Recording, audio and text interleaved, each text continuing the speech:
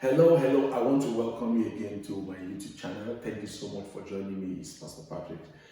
It's been such an amazing journey. For those of you who have followed all of the contents that we put on this particular channel, thank you so much. We really appreciate it. Don't take it for granted. And as you may notice, in the course of our series that we've been doing, we've been bringing inspiring stories of people who have survived remarkable challenges and adversity. And the whole goal is for them to share their story and share principles which will really impact you. And today my guest is one of those. By the way, we're using a different location today, so if you hear echoes, please just understand that is part of our creative movement. In fact, we just need to do it so that we'll give you the best of all the different variety of locations that we have, and I hope you understand that. So today, please join me. Welcome. I've got Betty Mungai with me. Thank you. You're welcome. Wonderful musician and also a public speaker. Here is a lady who is a walking and a living testimony. And you're welcome to the program. Thank you. I want you to tell our audience a little about yourself before we go into our conversation. Okay, so, well, if I was to describe myself in a few words, I would use radical faith, cross-culture, authentic, a walking miracle, as Pastor said. And I'm originally Kenyan, but I consider myself to be a global citizen. That is quite remarkable. I like that. Big thinking, 21st century mindset, that's what we need. So welcome to join me on this particular segment today. I'm so glad. You have an amazing healing journey. And I think the story you have will be a testimony that many people would like to hear, especially at this time when the world is facing this global pandemic. So many people have experienced things, are experiencing things, and some might in the future as well. Yeah. And I feel people just need to hear positive and inspiring stories that will really help them to get through this moment. So let us go back to your specific situation now. Can you give my audience the backstory of your, before the incident, the backstory, and then what happened, and then we'll take it from there. Yeah, so the story it all began in 2018, at the beginning of the year. I was a very healthy person, very ambitious. I still am actually. But then I encountered like a personal crisis that I never expected. It was pretty much like this pandemic that we faced. Something just comes around the corner, you don't see it coming, and it kind of just blows you out of the water and completely disrupts your plans and your mindset and everything. So what happened was I had a bit of a cold. I used to work in the corporate world, or I still do as well. As an engineer, that's what I am for my trade. And so I planned to go to Kenya to visit, and also I had a couple of workshops I had plans to do with some friends, workshops on leadership and mentoring. And so when I went to Kenya, I started feeling really unwell. So the first week I was there, the longer I stayed, the worse it got. Like symptoms included like coughing and feeling sick and just loss of appetite. And like also my legs were quite swollen. I was struggling to breathe. So those kind of symptoms, they were really sporadic and like really random. But it got worse and worse. So I went to a local hospital in Kenya, and then they took some blood tests and the usual tests that they do. And then they told me I've got a bit of an infection, so they gave me medication, which I took for a week, antibiotics. But the situation wasn't getting any better. So I was supposed to be there for about a month, and I cut short my trip 2 weeks in, and so my friends and my family just asked me to take the next flight back. And I'm so glad I did, because I wouldn't be here today. Yeah. So when you got back, what happened? Yeah, so when I got back to England, I went straight to the hospital to accident and emergency. So a friend picked me up from the airport, and we went straight there. And so I could tell, I didn't realize how bad the situation was, but then, she told me like, if you feel very bad, you can stop and call an ambulance. I was like, but within myself, I thought I was feeling, okay. I mean, I wasn't too badly off. But even when I showed up at the airport, for departures, the guy looked at me and was like, "Are you okay? Are you sure you're okay to travel?" I was like, yeah. Like, yeah, I mean, that's why I'm going back. I'm not feeling well, but I'm fine. The doctor said it's fine. He hadn't said it's fine. And honestly, I was struggling. I was really struggling to breathe. I remember even my friend had organized, airport transfers, like transferring from one place to the next, because I was changing over using a wheelchair. So the airport staff helped me to, because it was that bad, I couldn't walk around. I was struggling to breathe. So showed up to accident emergencies. Again, they ran a lot of tests. They couldn't figure out, pinpoint exactly what was wrong with me. A week in, and there I'm still losing a lot of weight. I am looking skinnier by the day. Friends are showing up to see me with, fruits. I've got like a whole market stall of fruits there. I can't even eat.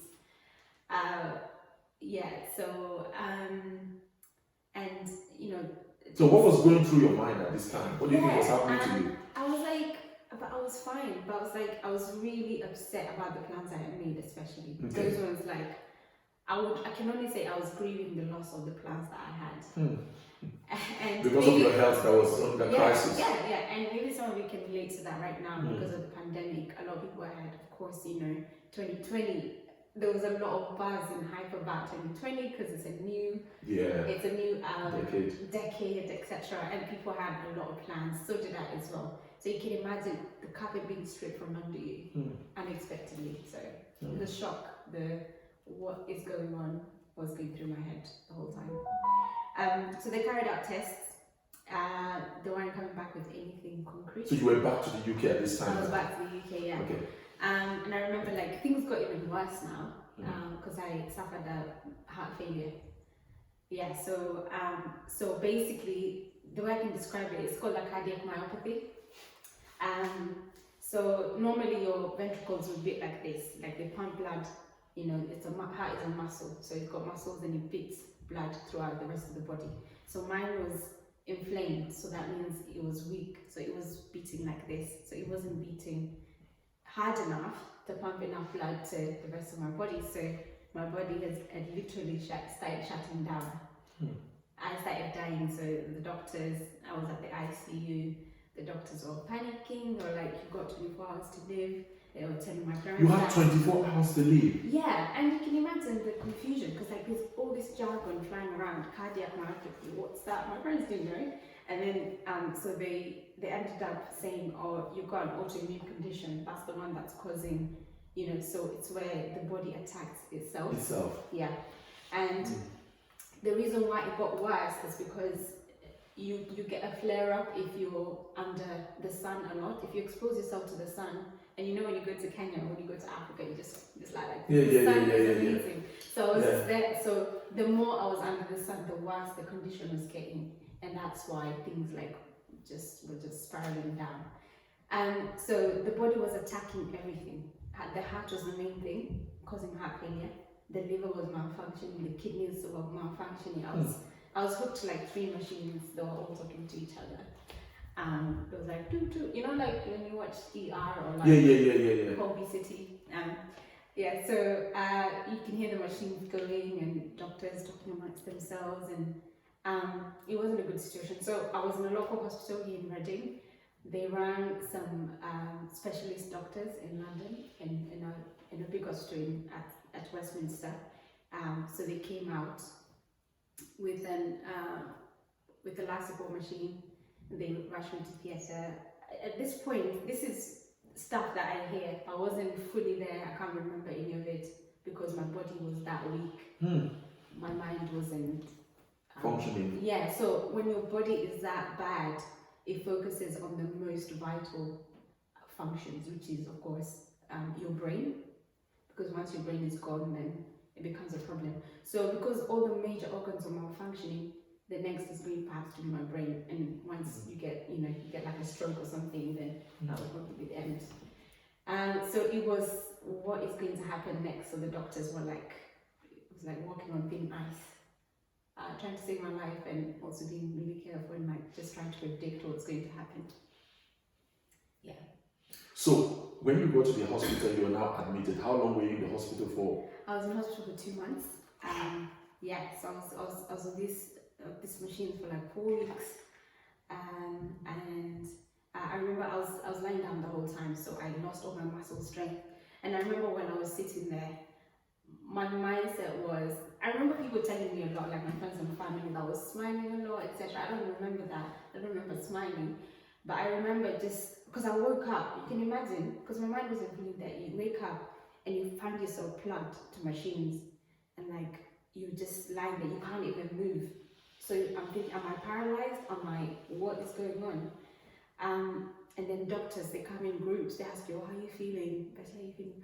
I'm fine. So to me, I was trying to tell myself, I'm fine, I'll make it through this. Although the outside signs weren't showing that I'm fine, like my body was really disintegrating. I was so skinny, my eyes were sunken, I was looking like, I can't even describe to you. And of course, how I was feeling inside was just, I hadn't quite processed. I put aside the plans that I had made first to focus on the present. And so I started counting the things I was grateful for. I started counting that I'm grateful to be alive. I'm grateful that I can see the sun rays coming through. I can see the flowers outside. I'm grateful for my family coming to see me. You go back to the mundane when you're hit by a crisis, because gratitude is really important. So yeah. So what role did your faith at this time, when medically you were faced with a situation that was becoming medically more challenging, or almost maybe hopeless for the doctors, like your faith as a Christian, like what did it play at that time? Did you start recalling, like, depending on the power of God, praying and believing God for miracles and So yes, I was a believer at the time. I still am. And of course, like my parents as well, my family, they're core Christians as well. And what I had to keep my faith really strong during that time. And how did you do that? I had to be really honest with God, and I was just like, I remember I even cried quite a few times, when family had gone and I was by myself on the bed. I would cry and I was like, God, but I had all these plans, like, I don't know what happened, like, why? I'm still young, I had all these plans, I want to do this and this, I want to make an impact, I want to get married, I want to have kids. Like, I can't even pronounce these words that they're telling me. What's a cardiac myopathy? Like, I was fine, like, I don't understand. So just kind of like just that debating with God and just thinking I really didn't deserve this type of thing. Then what happened? Where did the miracle? So the miracle, to be honest, the miracle happened when I started reflecting and being grateful for small things and looking forward into the future and saying, okay, so I pulled through the heart failure, and I haven't died, I'm still here. The doctor had given me 24 hours to live, but I'm still here. And the news I was getting, that I was going to get better. So like the doctors kept doing tests. They would come into a heart scan and see how I'm doing. And it was hard, I'm not going to lie, because I had tubes sticking out of my neck where they pumped medication. I've got these machines going on. So one by one, they started taking the machines away as I got better. So would you say when you started becoming grateful and having these conversations with God, then your healing started gradually, your body started responding? Yeah, exactly. And I think you see that in the Bible as well, where David was really raw and honest about how it is that he felt. And I was like, God, I'm upset. Like, I don't understand why this is happening to me. I feel like you've left me. And it just come through for me. You promised me a long life, and I know this is not the end. I know you have great plans for my life. So surely this can be it. So that was my hope, and that was my expectation, and that's what I was looking forward to. And let me not leave this out. Community was so important. I cannot stress this enough. The community, the family around me, they prayed for me so much. When I was in ICU, they were in the waiting room. You can imagine like quite a few Africans just praying radically, like, Betty's not going anywhere, and that really covered me, and that went a long way. When people are standing in the gap on your behalf, God hears that as well. Wow. Basically, you sitting down here, you are just a walking. You wanted to read something for us? Yeah. So it's a song by Sam Smith. Sam Smith is a UK artist, if you know him. And like I saw this song the other day and I thought it's, so I'll just read a couple of words. So it says, maybe I'll pray. I have never believed in you, no, but I'm gonna pray. So it says, I pray for a glimmer of hope. Maybe I'll pray. I never believed in you, but I'll pray. Why won't you call me? Everyone prays in the end. So those are some of the words from the song. And well, I think even during this period, when you've lost all hope, it's funny that people always turn to God, because somehow we know who our source is, we know who can change things around, we know who can really move things around, even if you're not a believer. Call it what you want, energy, the universe, whatever. At the end of the day, we all pray in the end. So what would you like to say to our audience? Because you have gone through one of the worst experience anybody could go through in terms of health-wise. And I think there are quite a number of people who are in similar situations where, like you said, doctors were saying you had 24 hours to live, and then you had all these machines and your body was shutting down. Here you are. So two things I want to ask quickly. Number one, what do you have to tell our audience? And two, what has this experience done to you as a person? Who have you become as a result of it? Yeah, that's a really good question. Just reflecting, not just on my story alone, but like on the pandemic that's happened and everything else that's happened in 2020. A lot of people have been shaken up. All of us have been shaken up. Even the motivational speakers have been wow. They need motivation. Even they need motivation, right? Maybe even Pastor yourself, you've needed motivation. And there's a real sense and need for people to adapt and like build resilience in terms of our mindset. And that's what my personal crisis drove me into, and that's how I got into doing my music, because I wanted to express myself and I wanted to tell my story through my art, through public speaking, and I'm very, very passionate now about mindset and resilience. And especially my generation, I think that is lacking a lot, and that's why you find a lot of people going through stress and anxiety right now in this day and age. Especially with everything that's gone on, there's a lack of identity. People don't, when you have everything stripped from you, your job, people have lost their jobs. Who are you after that? What's left of you? When your health, it goes left, and maybe like you've lost all your muscles, like I did, because you were lying in bed for so long. A lot of people like go to the gym a lot, and their identity is in how they look. I don't know, if you lose a child, for example, if you lose a parent through COVID, all these type of things that we put our identity in, we put a lot of who we are in. It's really important to build our mindset. The Bible even says, be transformed by the renewing of your mind. So by daily renewing our minds about who we are in God and adapting, that kind of just builds our resilience and our ability to withstand crisis. And I'm sure this is perhaps not the last pandemic we're going to see. So are we going to, hide in our houses every time? I'm not saying go outside and be reckless, but you know what I'm saying. So yeah, ability to adapt and be resilient. That's the kind of person I'm. So look straight to the camera in one sentence and just say something positive to my audience. Something positive. I'd say God has amazing plans for you.